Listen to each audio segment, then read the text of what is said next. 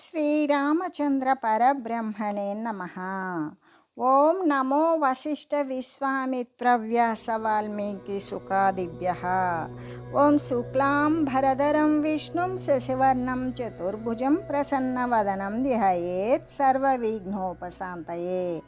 ఓం నమో బ్రహ్మాదిభ్యో బ్రహ్మ విద్యా సంప్రదాయ కర్తృభ్యో వంశ ఋషిభ్యో మహద్భ్యో నమో గురుభ్యః. ఓం శ్రీరామో రామభద్రశ్చ రామచంద్రశ్చ శాశ్వతః రాజీవలోచన శ్రీమాన్ రాజేంద్రో రఘుపుంగవః. శ్రీ యోగ వాసిష్టము నిర్వాణ ప్రకరణము ఉత్తరార్ధము. ఎంతవరకైతే మనుజుడు మహా అనర్థ రూపాలై కష్టాలని ఇచ్చేటువంటి ధనము మొదలైనటువంటి పదార్థాలను కోరకుండా ఉంటాడు, అంతవరకు కూడా అతడు చింతా విషయ విజృంభణముల చేత సంతాపాన్ని, శుష్కత్వాన్ని, బలహీనతను పొందకుండానే ఉంటాడు. ఎవనికైతే మోక్షము అనేటువంటి సర్వం కంటే కూడా ఉత్తమమైన సర్వోత్తమ సుఖం నిరంతరం కూడా రుచిస్తూ ఉంటుందో అటువంటి వాడు ధనము, ధాన్యము, భూములు మొదలైనటువంటి పదార్థాలను ఎలా చూస్తాడంటే జగత్తు అనబడేటువంటి తృణము యొక్క చివరి భాగంలాగానే మహాతుచ్చముగా చూస్తాడు. కాబట్టే అలా చూసినటువంటి వాడే పరమశాంతిని పొందుతాడు. ఇంకా ఈ ధనాది పదార్థాల పట్ల అతనికి ఆశ లేకుండా ఉండడమే కదా ముఖ్యమైనటువంటిది. మోక్షానికి ఉపాయము, ముఖ్యమైన ఉపాయము అని చెబుతూ ఈ ప్రపంచమునందు వార్ధక్యము, మరణము అంటే ముసలితనము కానీ మరణము కానీ మొదలైనటువంటి రోగాల చేత నిండిపోయినటువంటి జీవులను ఈ యొక్క ముసలితనము, మరణము వీటినన్నింటినీ నశింపజేసేలాగా చేయడం, సంతోషము అంటే ఇది మాత్రమే, సంతృప్తి అనేటువంటిది మాత్రమే పరమ ఔషధమై ఉన్నది. ఏంటి? ముసలితనము కానీ మరణము కానీ వీటి నుండి నశింపచేయడం అంటే ఈ ముసలితనము, మరణము మొదలైనటువంటి లేకుండా చేయడం అనేటువంటిది దేని ద్వారా? సంతృప్తి ద్వారా. వాడికి మళ్ళీ కూడా శరీరం ఉత్పన్నం కాదు, ఇంకా మరి ఏ ముసలితనము రాదు, ఇక మరణము ఉండదు. పుట్టనిదే ఎలా చూస్తుంది? కాదు కదా. కాబట్టి సంతృప్తి అనేటువంటిదే గొప్ప ఔషధమై ఉన్నది. వసంత ఋతువు, నందనవనము, చంద్రుడు, అప్సర సమూహాలు ఇవన్నీ చేరి ఒక్క సంతోషము అనేటువంటి అమృతానికి సమానమై ఉన్నవి. అంటే ఈ ధనధాన్యాలను, భూములను కోరేటువంటి వాడు కాలి క్రింద పాదుకు చేత మర్దింపబడినటువంటి కాలి యొక్క చెప్పు చేత, మరి కాలి యొక్క అంటే పాదానికి వేసుకునేటువంటి పాదరక్ష చేత మర్దించబడినటువంటి కీటకములాగానే అతి దీన స్వభావం కలిగినటువంటి వాడు ఆ చేష్టలను, క్రియలను చేస్తూ ఉంటాడు. అటువంటి వాడిక ఒక దుఃఖం నుండి మరి ఒక దుఃఖాన్ని పొందుతూనే ఉంటాడు. అంటే ఈ ధనధాన్యాదులను, భూములను కోరేటువంటి వాడు, విషయ సంబంధమైనటువంటి ఈ యొక్క సుఖాలను కోరేటువంటి వారు సంక్షుబ్ధమైనటువంటి సముద్రమున అంటే బాగా అది ఎగసి పడుతూ మరి అతలాకుతలమవుతున్నటువంటి తుఫాను గాలి లాంటి సముద్రమునందు పడినటువంటి వారిలాగానే పెక్కు కల్లోలాల చేత వ్యాకులతను, బాధను పొందినటువంటి వారై, వికార స్వరూపము కలిగినటువంటి వారై ప్రశాంతమైనటువంటి స్థితిని పొందకనే ఉంటారు అని చెబుతూ, ఎలాగంటే వనితలు, సంపదలు ఉన్నతమైనటువంటి తరంగంలాగానే క్షణభంగురములైనవి. గొప్పదైనటువంటి అల వస్తుంది, ఏం చేస్తుంది? అది విరిగి పడిపోతుంది. అలాగే ఈ సంపదలు కానీ, ఈ స్త్రీలు కానీ గొప్ప తరంగాలులాగానే క్షణభంగురాలై ఇలా ఉవ్వెత్తున పైకి లేచి తరంగం విరిగి కింద పడినట్లుగానే ఈ సంపదలు క్షణికమైనవి. స్త్రీలతో ఉన్నటువంటి సుఖాలు కూడా క్షణప్రాయమైనవి. కాబట్టి ఈ క్షణభంగురమైనటువంటి ఇవి ఎలాగంటే క్షణభంగురాలే అయ్యున్నవి. అది ఎంతో సుఖాన్ని ఆశించినా దాని ద్వారా వచ్చేటువంటిది దుఃఖమే అయి ఉంటుంది. ఎలాగంటే పాము పడగ అనేటువంటి గొడుగు యొక్క నీడను పోలినటువంటి పదార్థాలను ఏ బుద్ధిమంతుడైనా సరే దాని క్రింద ఆడుకోవటానికి సిద్ధపడతాడా? లేదు కదా అని చెబుతూ అర్ధోపార్జన రక్షాణం జానన్నపి కదర్దనాం యః కరోతి స్పృహాం మూఢో నృపసుంతం నా సంస్పృశేత్. అంటే ధనము యొక్క సంపాదించినటువంటి ధనాన్ని రక్షణ చేసుకోవాలి. ఆ రక్షణలో అనేకానేకాలైనటువంటి దుఃఖాలు. కాబట్టి ధనాన్ని ఆర్జించడం ఒక దుఃఖమైతే ఆ ఆర్జించినటువంటి ధనాన్ని రక్షించుకోవడం అనేటువంటిది మరొక దుఃఖం. ఈ దుఃఖాలు అన్నింటినీ కూడా తెలిసినటువంటి వాడు నిజంగా కూడా ఏ మూఢుడు దానిని ఇచ్చగిస్తాడు?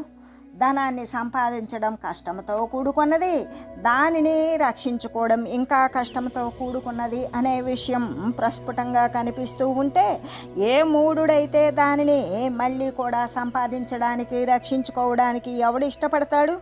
అటువంటి వాడు నిజంగా కూడా నరపుస్వి, అటువంటి వాడిని తాకకూడదు అని చెబుతూ, అంటే ధనధాన్యాదులు భూములు మొదలైనటువంటి వాటిని సంపాదించడం, వాటిని రక్షించుకోవడం అనేటువంటి కష్టాలను దుఃఖాలను ఎరిగి ఉండి కూడా ఏ మూఢుడైతే వాటిని ఇష్టపడతాడో అటువంటి మనుష్య రూప పశువుని ఏమాత్రము అంటకూడదు, తాకకూడదు. ఎందుకు?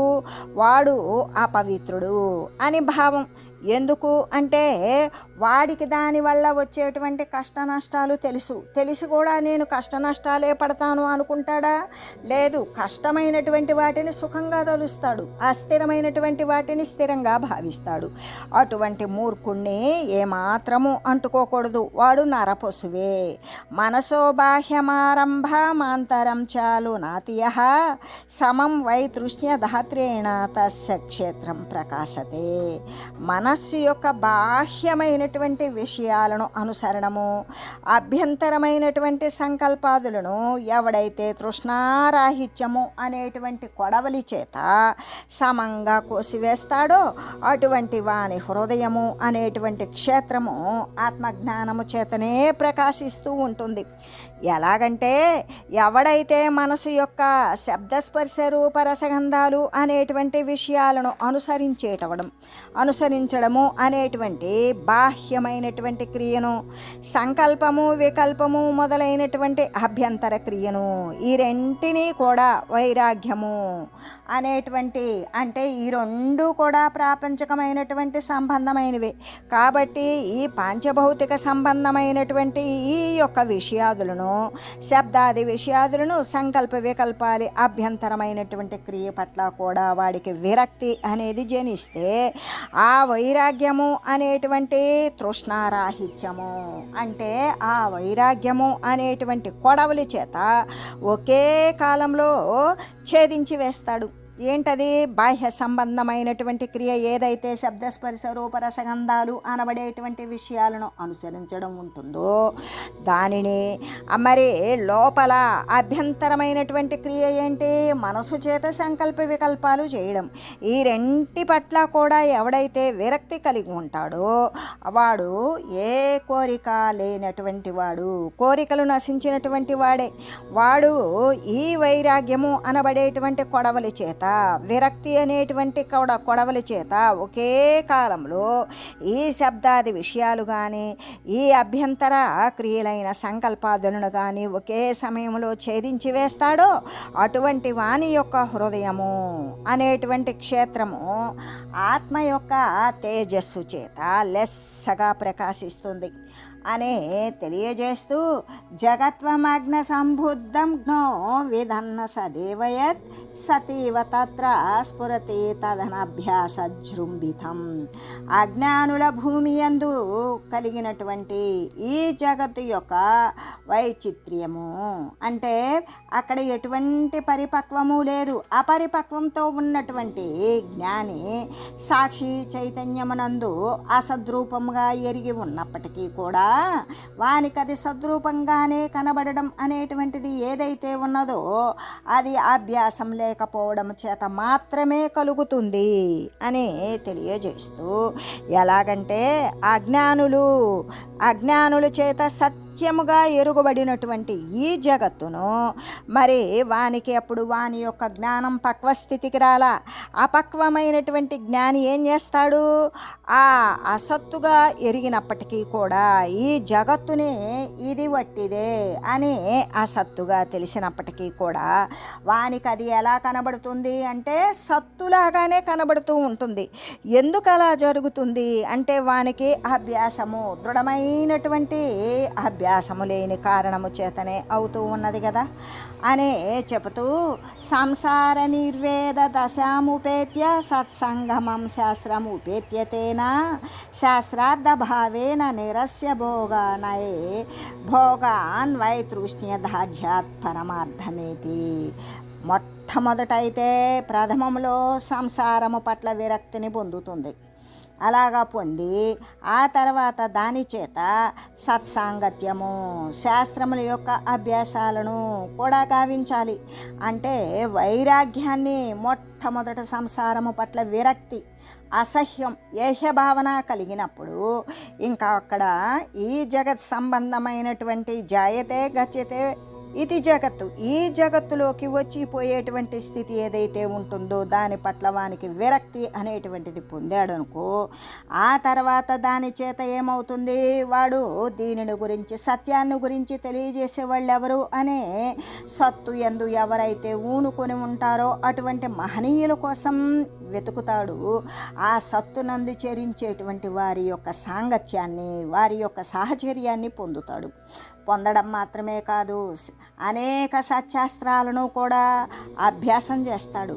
అలా గావించి చివరకు తర్వాత ఆ ఆధ్యాత్మ శాస్త్రార్థం యొక్క భావన చేత ఆ శాస్త్రం ఏమని చెప్తుంది? ఈ దృశ్యమాన జగత్తులో సర్వేక సమస్తం వచ్చిపోయేటువంటి అస్థిర రూపం కలిగినవే, ఒక్కటి శాశ్వతమైనటువంటిది లేదు అని చెప్పడం వల్ల ఆ యొక్క భావన చేత, ఆ యొక్క దాని యొక్క అస్థిర రూప భావన చేత వాడు ఈ దృశ్యమాన జగత్తులో అనుభవించటానికి యోగ్యములైనటువంటి ఏ భోగాలైతే ఉన్నవో అవి కూడా స్థిరము కానివి, సత్యము కానివి అని తెలిసినప్పుడు వాటిని వదిలివేస్తాడు. అలాగా వదిలివేసి క్రమంగా కూడా, అంటే కోరికలు అనేవి సమూలంగా నశింపజేసుకునేటువంటి దానికోసం దృఢత్వము చేత ఇక జీవుడు పరమార్థమైనటువంటి ఆత్మతత్వాన్ని తెలుసుకుని మోక్షాన్ని పొందుతూ ఉన్నాడు అనే చెబుతూ, ఎలాగంటే మోక్షము చెందాలి అనుకునేటువంటి వాడే ముముక్షువు. ఈ ముముక్షువైనటువంటి వాడు మొట్టమొదట సంసారము పట్ల విరక్తిని పొందుతాడు కదా, దాని చేత మహనీయుల యొక్క సాంగత్యాన్ని పొందుతాడు. ఆ మహనీయుల యొక్క సాంగత్యం ద్వారా వాడు జ్ఞానాన్ని పొందుతూ ఉంటాడు. ఎందుకు? వారి కరుణ ద్వారా వెలువడినటువంటి ఏ యొక్క జ్ఞానామృత బోధ ఉంటుందో దానిని గ్రహిస్తాడు. అంతేకాదు సత్శాస్త్రాలను కూడా, సత్తును గురించి తెలియజేసేటువంటి శాస్త్రాలను అభ్యాసం చేస్తాడు. అలా చేసి ఆ శాస్త్రాల అర్థం యొక్క దృఢమైనటువంటి భావన చేత సమస్తమైనటువంటి భోగాలను కూడా నిరసిస్తాడు, వాటిని వదిలివేస్తాడు. అంతేకాదు ఈ తృష్ణారాహిత్యము, కోరికలు శాశ్వతంగా సమూలంగా నశించిపోవడము చేత, ఆ తృష్ణారాహిత్య దారుఢ్యము చేత పరమార్థముకు మోక్షమునే పొందుతూ ఉన్నాడు. భూయోపి విస్తరాన్ముక్తే సాధన క్రమవర్ణనే ప్రస్తుతే దృఢవైరాగ్య ప్రాప్త్యంత్యామిహ వర్ణ్యతే. మళ్ళీ కూడా విస్తారంగా ముక్తి సాధన క్రమాన్ని గురించి వర్ణించి దృఢమైనటువంటి వైరాగ్యాన్ని గురించి తెలియజేస్తూ ఈ నిర్వాణ ప్రకరణమున ఉత్తరార్ధమునందు ఈ ముముక్షు ప్రథమోపక్రమమును అనేటువంటి దానిని తెలియజేసి ఇంకా కూడా శ్రీ వశిష్ఠ గురుదేవులు ఇలాగా తెలియజేస్తూ ఉన్నారు. రూఢే సంసార నిర్వేదే స్థితే సాధు సమాగమే శాస్త్రార్థే భావితే బుద్ధ్యా భోగ వైతృష్ణ్య ఆగతే జాతే విషయ వైరస్యే సజ్జనత్వే తదోదితే ప్రకాశే సోన్ముఖీ భూతే హృదయే కలితోదయే ధనాని నాభివాంఛన్త్యే తమాంసీవా వివేకినా త్యజ్యంత్యే విద్యమానాని సంశుష్కామేధ్యపర్ణవత్. కాబట్టి ఓ రామచంద్ర, సంసారము పట్ల విరక్తి అనేటువంటిది, వైరాగ్యము, విముఖత్వము దృఢపడిందనుకో, ఇంకప్పుడు సాధువుల యొక్క, మహనీయుల యొక్క సమాగమము, సంపర్కము సిద్ధిస్తుంది. సాధు మహనీయుల యొక్క సామీప్యాన్ని పొందుతావు. దాని ద్వారా మాలిన్యరహితమైనటువంటి నిర్మల బుద్ధి చేత శాస్త్రం యొక్క అర్థాన్ని భావింపగా భోగముల పట్ల నీకు తృష్ణారాహిత్యము, కోరికలు అనేటువంటివి నశించిపోయి నీకు ఆ విధంగా కోరికలు నశించిపోయేటువంటిది సంభవిస్తుంది. విషయాల యందు నీకు ఏ యొక్క శబ్దస్పర్శ రూపరసగంధాదులు అనబడేటువంటి విషయాల యందు విరసత్వము, అంటే నీకు అక్కడ ఎటువంటిది విరసత్వమే జనిస్తుంది. దాని పట్ల నీకు అరుచి, ఇష్టం లేకుండా ఉండడం అనేటువంటిది జనించి అప్పుడు నీకు సజ్జనత్వమే ఉదయిస్తుంది. అలా సజ్జనత్వం ఉదయించగా హృదయమునందు జ్ఞానోదయం అవుతుంది. అలా హృదయంలో జ్ఞానోదయం అవడము చేత ఆత్మప్రకాశము ఉన్ముఖమే అవుతుంది. ఇక ఆత్మతత్వం యొక్క ప్రకాశము ఎదురుగానే ఉండగా వివేకి అయినటువంటి వాడు పాపములను లాగానే ధనాలను వాంఛించకుండా ఉంటాడు. అంతేకాదు, ఇంకా కూడా గృహాల నుండి అపవిత్రములైనటువంటి ఉచ్ఛిష్ట పత్రాలు పారవేయబడినట్లుగానే, ఉచ్ఛిష్ట పత్రాలు అంటే ఎంగిలాకులు, తినగా మిగిలిపోయినటువంటి ఆకులు, అవన్నీ కూడా మరి ఎంగిలాకులు అపవిత్రంగానే ఉంటాయి కదా, వాటిని పారవేసినంత సునాయాసంగా కనబడుతూ ఉన్నప్పటికీ కూడా ఈ ధనము, ధాన్యము, భూములు మొదలైనటువంటి సంపదలు, వాడు ఆ ధనాది పదార్థాలను కూడా అతడు పూర్తిగా త్యజించి వేస్తాడు. అంటే సంసారము పట్ల విరక్తి అనేటువంటిది దృఢపడిందనుకో, అప్పుడు సాధుజన సాంగత్యము అనేటువంటిది సిద్ధిస్తుంది.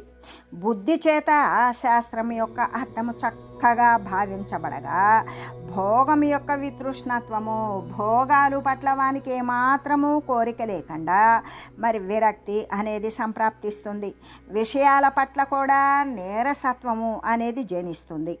ఆ సజ్జనత్వము అనేది ఉదయిస్తుంది. ఆ విధంగా అంటే సజ్జనత్వము అంటే సత్తు యందు చరించడానికి కావలసినటువంటి జ్ఞానం ఉదయిస్తుంది. అలా వికసించినటువంటి హృదయం నందు ఆత్మప్రకాశము ఆవిర్భవిస్తుంది. అలా ఆవిర్భవించగా వివేకవంతుడైనటువంటి వాడు అంధకారములాగానే ధనాదులని, ధాన్యాదులని, భూములను, సంపదలను చూసినప్పుడు వానికి చీకటిలో కనపడినటువంటి మరి ఏ ప్రమాదాలులాగానో వాడు అటువంటి ధనధాన్యాదులను ఏమాత్రం కోరకుండానే ఉంటాడు.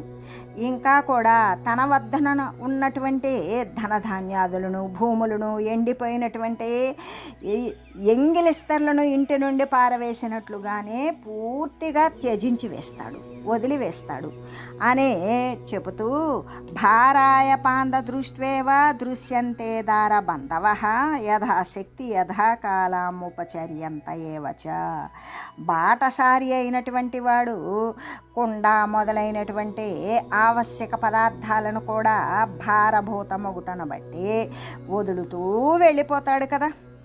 అలాగే అంటే కొన్ని వస్తువులు బాటసారి ఏం చేస్తాడు, అవసరమైన పదార్థాలే, కానీ వాడు నడిచిపోవలసినటువంటి గమ్యం ఇంకా దూరంగా ఉండడం వల్ల వాడి చేతిలో ఉన్నటువంటి అవసరమైనటువంటి పదార్థాలు కూడా బరువైపోతాయి. ఆ బరువైన వాటిని బాటసారి ఏం చేస్తాడు, వదిలిపెట్టేసి వెళ్ళిపోతూ ఉంటాడు. అలాగే అప్పుడు వివేకవంతమైనటువంటి స్త్రీ కానీ బాంధవాదులను కూడా భారరూపులుగానే చూస్తాడు. ఏ విధంగా అంటే వివేకి స్త్రీ అప్పుడు తన యొక్క భార్య కానీ, తన యొక్క బంధువులు కానీ, కుమారులు కానీ, తన యొక్క ఆస్తిపాస్తులు కానీ అన్నింటినీ కూడా భారంగా, బరువుగానే చూస్తాడు. యథాశక్తి యథాకాలము అంటే వాని యొక్క శక్తి అనుసారము, వాడికి ఉన్నటువంటి వైరాగ్యాన్ని అనుసరించి ఆ యొక్క సమయం వచ్చినప్పుడు వారిని వదులుతూ పోతూ ఉంటాడు అనే చెబుతూ, బాటసారి గనక అవశ్యము అంటే అవసరార్థం పదార్థాలను కూడా భారభూతాలుగానే చూచినట్లుగా ఇష్టమైన అవసరమైన పదార్థాలను కూడా దీర్ఘంగా నడిచేటప్పుడు బాటసారికి ఆ వస్తువులు అవసరమైనవే అయినప్పటికీ బరువైపోతుంది. అలా బరువైపోయినప్పుడు అతను ఏం చేస్తాడు, వైరాగ్య ప్రతిష్టా కాలమున ఎప్పుడైతే వానికి వైరాగ్యము అనేటువంటిది ఉత్పన్నమై అది స్థాపితమవుతుందో ఇక అప్పుడు అతను భార్యను బంధువులను కూడా భారంగానే బరువుగానే చూస్తాడు. ఇంద్రియేష్వపి సంలగ్న ఇంద్రియార్థాః పునః పునః నభోగ అనుభూయంతే నూనం శాంత మనస్థయ. ఇంద్రియార్థాలే అయినటువంటి విషయాలు ఇంద్రియాల యందు మరలా కూడా సంలగ్నములే అయినప్పటికీ కూడా నిక్కముగా శాంతచిత్తుడే అవడాన్ని బట్టి అటువంటి వివేకి ఆ భోగాలను అనుభవించకుండానే ఉంటాడు. అంటే భోగాల పట్ల వానికి ఏమాత్రము ఇష్టము ప్రియము అనేటువంటిది ఉండదు. అందుకే ఆ రుచి అంటే ఇష్టం లేకపోవడం అనేటువంటి భావమే స్ఫురింపజేస్తూ, ఎలాగంటే శాంత మనస్కుడై ఉండడం చేత ఆ ఇంద్రియార్థాలు అయినబడేటువంటివి ఏంటి, శబ్దాది విషయాలు, శబ్దస్పర్శ రూపరసగంధాలైనటువంటి విషయాలు ఇంద్రియాల యందు మరలా కూడా సంలగ్నములే అయినప్పటికీ కూడా ఆ భోగాలను నిఖంగా వాస్తవానికి ఖచ్చితంగా అనుభవించకుండానే ఉంటాడు. ఎందుకు, వాటి పట్ల వానికి అసహ్యము ఏహ్యభావము కలుగుతుంది. అవి సత్యము కాదు అనే భావన దృఢపడి ఉంటుంది. ఇంకా కూడా వివేకి ఏకాంతమైనటువంటి దిశల యందు, సరోవరాల యందు, అరణ్యాల యందు, వనవాటికల యందు, పవిత్రమైనటువంటి స్థానాల యందు, వాని యొక్క స్వగృహాల యందు కూడా మిత్రులతో గావించేటువంటి క్రీడలతో కూడుకున్నటువంటి విలాసాల యందు, ఉత్తమమైనటువంటి ఉద్యానవనములలో చేసేటువంటి భోజనాది క్రియల యందు కూడా, శాస్త్రము తర్కము మొదలైన విచారాల యందు కూడా ఏమాత్రము ఆసక్తి ఉండదు. ఎలాగా ఉంటుంది అంటే వానికి ఎక్కడా కూడా ఏ ఆసక్తి ఉండదు. చిరకాలము వర్తింపకుండా ఉంటాడు. ఒకవేళ ఉన్నా ఎక్కువ కాలమైతే అక్కడ ఉండడు. ఆత్మయందే అతను సదా వెలయుచూ ఉంటాడు. అంటే కొద్దిసేపు అలా ఉన్నట్లు కనబడుతూ ఉన్నప్పటికీ కూడా వాడు ఎల్లవేళలా నిత్యము నిరంతరము ఆత్మయందే క్రీడిస్తూ ఉంటాడు. ఉపశాంతే దాంతేన స్వాత్మారామేణ మౌనిన జ్ఞాతైవాన్విష్యతే జ్ఞేన విజ్ఞానైకాంత వాదిన. అంటే శాంతుడును, దాంతుడు అంటే జితేంద్రియుడు. దాంతుడు అంటే ఇంద్రియాలను జయించినటువంటి వాడు. ఆ జితేంద్రియుడు అంటే ఇంద్రియాలను నిగ్రహించినటువంటి వాడు. ఆత్మయందే రమించేటువంటి వాడు ఆత్మారాముడు. ఎల్లప్పుడూ పరమాత్మతత్వాన్ని మననం చేసేటువంటి మునియు విజ్ఞానైకమైనటువంటి నిరంతరం కూడా ఆ యొక్క విజ్ఞానమునందు ఆ అనుభవ సిద్ధి యందు నిరతుడై ఉండేటువంటి వివేకి తన యొక్క దేహము తన దేహేంద్రియాదులకు సాక్షి అయినటువంటి ప్రత్యేగాత్మ యొక్క అన్వేషణ మందే సదా తత్పరుడై ఉంటాడు. కానీ ఇతరమైనటువంటి దాని యందు కాదు. అంటే ఎలా ఉన్నాడు అంటే ప్రశాంతంగా ఉన్నాడు. అంటే ఏ విధంగా ప్రసన్నముగా శీతలత్వముతో సంతృప్తితో ఉండి దాంతుడును, ప్రశాంతుడు దాంతుడు, ఇంద్రియాలను నిగ్రహించినటువంటి వాడు, స్వాత్మయందే రమించేటువంటి వాడు, తన యొక్క ఆత్మ సాక్షాత్కారాన్ని సందర్శించి అక్కడే ఆనందాన్ని పొందుతూ క్రీడించేటువంటి వాడు, మౌని అయినటువంటి వాడు, ఎల్లవేళలా కూడా ఆ పరమాత్మ స్వరూపాన్నే మననం చేసేటువంటి వాడు, కేవలము విజ్ఞాన రూప ఆత్మనే ఎల్ల కాలము కూడా సదా సర్వకాల సర్వావస్థల యందు ప్రతిపాదించేటువంటి వాడు ఒక జ్ఞాని ఈ దేహేంద్రియాలు ఈ బుద్ధ్యాదుల యొక్క సాక్షాత్తు అంటే జ్ఞాత ద్రష్ట అయినటువంటి ప్రత్యేగాత్మనే నిరంతరం అన్వేషిస్తూ ఉంటాడు, కానీ మరి ఒక దానినైతే కాదు అని చెబుతూ, అంతేకాదు వేడిమి చేత తాపము చేత సంతప్తుడయ్యేటువంటి మనుజుడు చల్లని నీళ్ళల్లో ఎలాంటి విశ్రాంతిని పొందుతాడు. ఎండవేడిమికి తట్టుకోలేనటువంటి మనుజుడు ఏం చేస్తాడు అంటే చల్లని నీటి యందు విశ్రాంతిని పొందుతాడు కదా. ఆ విధంగానే ఈ ప్రకారము నిరంతరము కూడా ఆత్మ అన్వేషణ రూపమైనటువంటి అభ్యాసం యొక్క వశము చేత శాంతుడైనటువంటి వివేకి స్వయముగానే పరమపదమైనటువంటి ఆత్మయందే విశ్రాంతిని పొందుతాడు అని తెలియజేస్తూ, సబాహ్యాభ్యంతరం శాంతాజ్ఞతైవ ధత యోదిత న సంభవతి భిన్నోర్ధ ఇత్యేవ పరమం పదం. స్వాత్మను గురించినటువంటి ఏ అజ్ఞానమైతే ఉన్నదో, తన యొక్క ఆత్మను గురించినటువంటి ఏ యొక్క అజ్ఞానమైతే ఉన్నదో, ఆ స్వాత్మను గురించినటువంటి అజ్ఞానమే బాహ్యమునందు అభ్యంతరమునందు కూడా దృశ్య పదార్థ రూపంలోనే ఉదయించింది కదా. కాబట్టి అటువంటి అజ్ఞానము ఆ పదార్థాల కంటే వేరుగా ఎన్నటికీ కూడా సంభవించదు. ఈ విధంగా తెలిసి ఈ దృశ్య త్యాగం ద్వారా దాని యొక్క సాక్షియందు అంటే స్థితి కలిగి ఉండడమే ఆ అజ్ఞానము అనేటువంటిది శమించిపోతూ ఉన్నది. అప్పుడు శేషించేటువంటి శాంతమైన ఆత్మస్థితియే పరమపదమై ఉన్నది కదా అని చెబుతూ, ఎక్కడైతే అజ్ఞాన రూపమైనటువంటి బాహ్యాభ్యంతర దృశ్యము, బాహ్యమునందు కానీ అభ్యంతరమునందు కానీ ఉన్నటువంటి ఏ దృశ్యమైతే ఉంటుందో అదంతా పూర్తిగా సంపూర్ణంగా శమించిపోతుందో, ఎక్కడైతే రెండవ పదార్థము ఏది కూడా ఉత్పన్నం కాకుండా ఉంటుందో అదియే కదా పరమపదము, అదియే కదా ఆత్మస్థితి. కాబట్టి ఎక్కడైతే కేవలము బోధ తప్ప అంటే ఆ చిత్తు తప్ప ఇతరమైనటువంటి ఏ పదార్థము కానీ శూన్యత్వము కానీ లభించకుండా ఉంటుందో, అటువంటి అంతరంగమందలి ఉన్నటువంటి నిజమైనటువంటి అనుభవ స్థితి ఏదైతే ఉంటుందో అదే నిజంగా పరమపదము అని చెప్పబడుతూ ఉంటుంది. కాబట్టి ఓ రామ, సమస్త పదార్థాలు కూడా ఏకమై ఉన్నట్టి బోధ రూపమున పరిణతములే అవడము చేత, అంటే బోధ రూపంలో ఎప్పుడైతే జ్ఞాన రూపంలో అది పరిణతములు అంటే మార్పులు అవడం చేత, ఎక్కడైతే పదార్థ జ్ఞానము కానీ మరి శూన్యత్వము కానీ పదార్థత్వము కానీ లేకుండా ఉన్నవో అటువంటి స్థితినే కదా పరమపదము అని తెలియాలి అని చెబుతూ, మనస్సు యొక్క శూన్యములైనటువంటి శిలలకు అంటే శిలలకు మనసు ఉంటుందా? ఉండదు.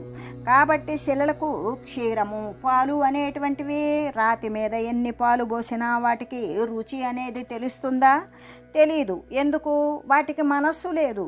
కాబట్టి రాతి మీద పోసినటువంటి పాలు ఆ యొక్క శిలలు రుచి ఎరగనట్లుగానే కేవలము స్వాత్మ మాత్రమున తన యొక్క స్వాత్మ ఉండడం మాత్రము చేతనే విశ్రాంతిని పొందేటువంటి వారు మనోరహితులు అయినటువంటి మనసు నశించినటువంటి వారు అయిన మహాత్ములకు ఈ విషయాలు ఎప్పటికీ కూడా ఇష్టము కాకుండానే ఉంటాయి.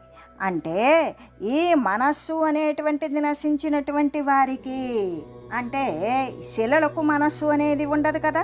అందుకే శిలలకు పాలు రుచింపనట్లుగానే కేవలము స్వాత్మ మాత్రము తన యొక్క ఆత్మ మాత్రము చేతనే తన యొక్క స్వాత్మ సాక్షాత్కార సందర్శనము చేతనే విశ్రాంతిని పొందేటువంటి వారు మనసు నశించినటువంటి వారే కదా మహనీయులు.